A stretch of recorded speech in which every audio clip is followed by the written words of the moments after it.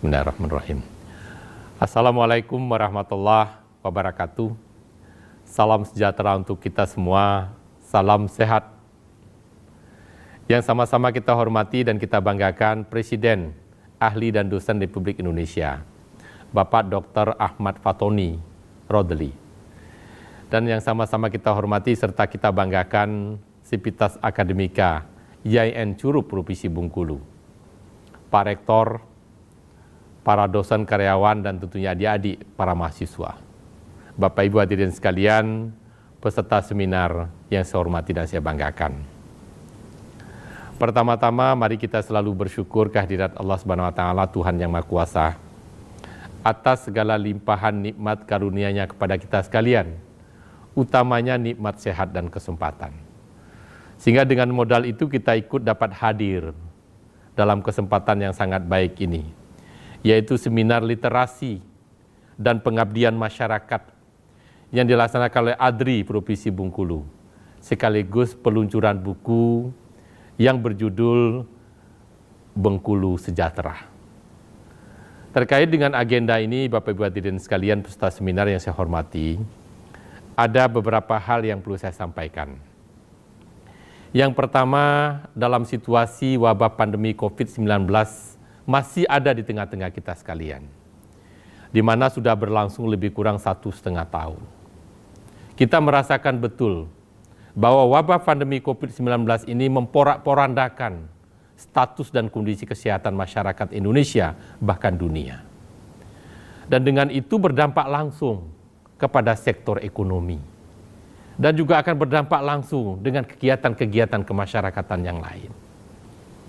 Padahal semua kita tahu Bapak Ibu sekalian, yang namanya ukuran-ukuran kesejahteraan, sebagaimana isi buku Bengkulu Sejahtera yang sudah saya baca, dari tulisan beberapa teman-teman yang tergabung di dalam ADRI, ini sungguh bisa menggambarkan ada 3 pilar kesejahteraan. Yang pertama tentu pilar pendidikan, yang berorientasi kepada peningkatan kesejahteraan dari aspek kecerdasan masyarakat. Yang kedua itu ada namanya pilar kesehatan, yang juga akan bermuara kepada kesejahteraan masyarakat dalam aspek kesehatan. Dan yang ketiga tentu pilar ekonomi, dan ekonomi ini juga akan bermuara kepada kesejahteraan masyarakat. Artinya Bapak Ibu sekalian, yang namanya sejahtera sesungguhnya itu dibangun atas 3 pilar itu. Pilar pendidikan, kesehatan, dan ekonomi, yang ditunjukkan oleh kemampuan daya beli masyarakat. Maka ketika kita membicarakan ketiga aspek ini sesungguhnya, kita membicarakan atau membangun masyarakat yang sesungguhnya. Karena ketika masyarakat itu terdidik, artinya masyarakatnya cerdas, berpendidikan, kemudian di satu sisi status kesehatannya bagus, sehingga pertumbuhan kegiatan kemasyarakatan dari sisi fisiklinya bagus, kemudian dari sisi kehidupan ekonominya berjalan karena punya kemampuan daya beli, nah maka sesungguhnya masyarakat itu sejahtera. Dan tentu inilah yang akan menjadi tujuan kita, ya, tujuan kita melaksanakan berbagai kegiatan pembangunan dan tujuan kita dalam konteks berbangsa dan bernegara. Nah sekarang persoalannya Bapak Ibu sekalian, bagaimana kita bisa mewujudkan masyarakat sejahtera dari ketiga pilar itu? Maka tentu pilar yang pertama kesehatan, ini yang paling menentukan. Kita tahu Bapak Ibu sekalian, kalau menurut WHO ada klaster umur yang dibagi berdasarkan umur, status kesehatan sekaligus produktivitas. Yang dibagi yang pertama tentu orang umur 0 sampai 1 tahun. Itu adalah kelompok umur yang disebut dengan bayi sekalian. Nah, pada klaster umur ini biasanya bayi itu seringkali gangguan kesehatannya itu paling panas, mencret, diare, muntah, dan memang pada fase ini masih sangat sensitif karena dia baru keluar dari kehidupan baru dari rahim ibu, keluar ke alam semesta, maka memang akan ada gangguan-gangguan seperti itu. Kemudian yang kedua, kelompok umur 1 sampai 10 tahun, ini kelompok anak-anak. Nah, pada usia ini bagaimana kondisi kesehatan? Apa yang paling sering muncul? Ya ini mulai ada gangguan terhadap nutrisi. Maka langsung bisa dipetakan terhadap anak-anak yang malnutrisi. Ya, Itu kadang-kadang yang bisa ditemukan pertumbuhan yang kurang bagus, pertumbuhan yang bagus, ada kadang-kadang anak-anak mulai kelihatan obesitas. Nah ini persoalan-persoalan pada usia ini. Di samping memang berbagai macam program kesehatan terhadap balita ini mulai dimasukkan, program imunisasi, dan seterusnya, dan seterusnya.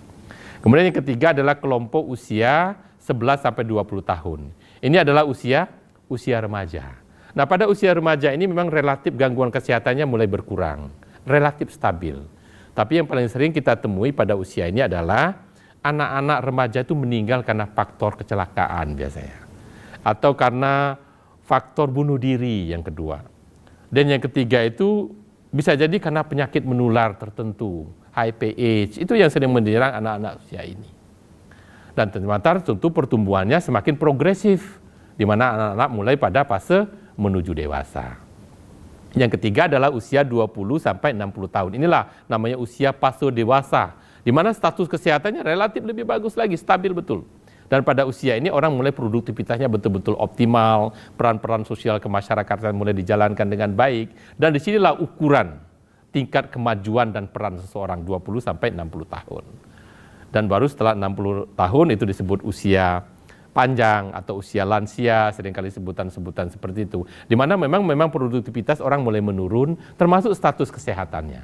Nah, dengan membagi klaster seperti ini tentu kita bisa membuat berbagai macam program kesehatan agar persoalan pada masa bayi, masa remaja, masa anak-anak dan masa dewasa serta usia lanjut ini betul-betul bisa kita kontrol dengan baik. Sehingga kita bisa mendapatkan kesehatan, status kesehatan yang baik sampai usia lanjut. Sehingga kita betul-betul bisa menikmati hidup ini dengan baik. Nah, kemudian yang kedua, tentu dengan kondisi kesehatan seperti ini kita berharap ya kesehatan stabil, sehingga sekali lagi kita akan bisa melaksanakan berbagai macam pembenahan dari sisi status pendidikan. Karena orang kalau sudah tidak sehat tidak bisa melakukan apapun. Nah, jenjang-jenjang pendidikan ini yang harus kita support, kita dukung. Nah, kebijakan pemerintah tentu yang menjadi tanggung jawab kita pertama tentu menyiapkan sarana prasarana pendidikan, menyediakan tenaga atau SDM pendidikan terkait dengan ketersediaan guru dan tenaga kependidikan. Dan kita bangun sistem pendidikan secara berjenjang dari PAUD, TK, SD, SMP, SMA, sampai ke perguruan tinggi. Karena inilah instrumen yang harus kita siapkan agar masyarakat kita mendapatkan pendidikan formal. Ya, agar akses masyarakat kepada sektor pendidikan itu bisa terpenuhi. Dan di satu sisi kita juga harus menyiapkan pendidikan yang berkualitas. Agar apa? Ya tentu kualitas pendidikan nanti akan sangat berpengaruh kepada kualitas SDM itu sendiri. Nah, di sisi lain juga yang kita pastikan setelah sarana prasarana, SDM terkait dengan guru, dosen, dan tenaga kependidikan, yang tidak kalah penting adalah kepastian tentang kurikulum. Ini sektor pendidikan harus pasti. Nah, kurikulum yang betul-betul bisa menjawab kebutuhan dan tantangan masa depan. Ini terutama perguruan tinggi ini, yang betul-betul sekali lagi sesuai dengan era sekarang, eranya 4.0. Sebentar lagi akan ada namanya era Society 5.0. Nah, maka kurikulum akademik perguruan tinggi juga harus mulai bisa menjawab perkembangan yang dinamis seperti ini. Ya, kurikulum akademik perguruan tinggi. Dan tentu jangan sampai dilupakan bahwa kurikulum secara berjenjang sampai ke perguruan tinggi, ini jangan sampai tercabutnya akar budaya anak bangsa. Ini juga penting. Maka penanaman nilai-nilai budaya itu sangat penting dalam sebuah kurikulum pendidikan nasional. Kemudian nilai-nilai agama, budi pekerti. Karena hal-hal seperti ini, Bapak sekalian, ini justru sangat fundamental dibutuhkan agar anak-anak Indonesia, kita semua sekalian betul-betul namanya terdidik. Orang yang betul-betul berpendidikan, karakternya bagus, wawasannya bagus, pemahaman nilai-nilai budayanya terjaga, pemahaman dan aplikasi nilai agama baik. Nah, baru diikuti dengan perkembangan pengetahuan dan teknologi. Nah, maka orang seperti ini dikatakan terdidik. Dan ini orang seperti ini akan sangat adaptif dengan perubahan lingkungan. Nah, ini perubahan yang terjadi ini tidak sebuah keniscayaan. Maka kita harus bisa berhasil menghadapi berbagai macam perubahan. Nah, yang akan mampu menghadapi perubahan itu adalah orang yang terdidik, orang yang berpendidikan dengan yang saya sampaikan tadi. Situasinya itu betul-betul harus lengkap, sehingga dia akan menjadi orang-orang yang sangat adaptif. Nah, di sisi lain, pilar yang ketiga adalah pilar ekonomi, agar masyarakat itu sejahtera. Akhirnya apa? Dia punya kemampuan daya beli. Nah, bagaimana meningkatkan daya beli khusus untuk masyarakat Indonesia? Tentu kita pacu lapangan usaha, kita pacu usaha-usaha ekonomi masyarakat agar bergerak sehingga dia mendapatkan sebuah pendapatan. Nah, dengan pendapatan itu masyarakat punya kemampuan daya daya beli. Tapi memang pemerintah juga punya kebijakan terhadap masyarakat kelas menengah bawah yang punya kemampuan daya belinya rendah. Maka pemerintah tangani dari dua sisi. Satu sisi bagaimana meningkatkan pendapatannya, di sisi lain bagaimana menurunkan biaya beban pengeluarannya. Maka ada berbagai macam program perlindungan sosial. Nah, program perlindungan sosial itu sesungguhnya adalah target pemerintah untuk mengurangi beban masyarakat kelas menengah bawah. Sehingga dia punya kemampuan untuk survive dari sisi ekonomi. Maka digratiskan pendidikan, digratiskan biaya kesehatan, diberi bantuan pangan non tunai, diberi bantuan-bantuan tunai, dan lain sebagainya. Itu semuanya untuk mengurangi beban biaya. Nah, di sisi lain kita dorong bagaimana pendapatannya meningkat. Nah, di masa pandemi ini terasa betul berbagai mata pencarian masyarakat ada yang hilang. Karena memang permintaan terhadap suatu barang menjadi berkurang. Dan di sisi lain memang karena faktor demobilisasi orang. Karena ruang gerak orang ini menjadi terbatas, tidak boleh berkumpul, tidak boleh berpergian. Nah, demobilisasi orang ini sangat berpengaruh dengan aktivitas ekonomi. Karena selama ini sistem ekonomi kita masih sangat tergantung dengan mobilisasi orang dan barang. Ketika mobilisasi orang dan barang dihentikan karena faktor wabah COVID-19, dengan adanya pembatasan skala mikro, pembatasan sosial berskala besar, dan sebagainya, ini berpengaruh langsung dengan sektor ekonomi. Maka pemerintah di samping melaksanakan program-program perlindungan sosial, bagaimana memacu pertumbuhan atau gerak pelaku ekonomi, terutama kelas menengah bawah. Di samping pelaku-pelaku ekonomi besar juga kita support dengan berbagai macam program yang diluncurkan oleh Bapak Presiden terkait dengan insentif pajak, relaksasi pajak, dan seterusnya. Itu banyak sekali pengurangan pembayaran rekening listrik. Itu semua tidak lain ada insentif ekonomi yang diberikan kepada pelaku usaha. Nah, kepada UMKM kita mencoba berbagai program, ada bentuk pelatihan, kemudian juga ada pembebasan angsuran, ada pengurangan atau perpanjangan jeda angsuran kredit, kemudian ada KUR, ada UMI, dan sebagainya. Termasuk bagaimana pelatihan meningkatkan kelas UMKM, menserjinikan produk UMKM dengan provider itu sistem jualan online. Ini semua sekali lagi untuk mendorong bagaimana UMKM kita untuk mampu bergerak dalam situasi sulit pandemi COVID-19 seperti sekarang. Nah, kalau situasi ini sebenarnya bersinergi secara baik antara faktor pendidikan, faktor kesehatan, dan faktor ekonomi, ini betul-betul berkolaborasi menciptakan satu individu yang produktif, maka itu namanya masyarakat sejahtera. Artinya sekali lagi terdidik dari sisi pendidikan, sehat dari sisi kesehatan, punya kemampuan daya beli dari sisi ekonomi, itulah masyarakat sejahtera.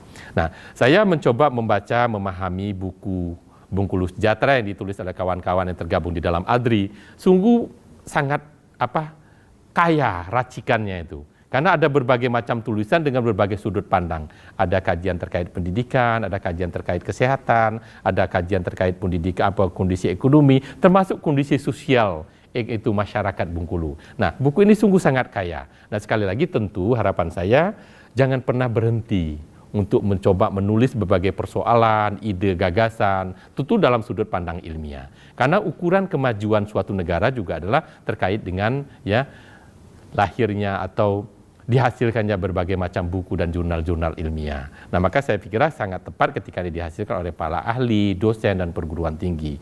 Karena reputasi perguruan tinggi, reputasi dosen itu juga sangat ditentukan oleh karya-karya ilmiah dalam bentuk penulisan sebuah buku dan jurnal dan sebagainya. Bapak Ibu hadirin sekalian, itu yang dapat saya sampaikan. Selamat berseminar, sukses terus. Assalamualaikum warahmatullahi wabarakatuh.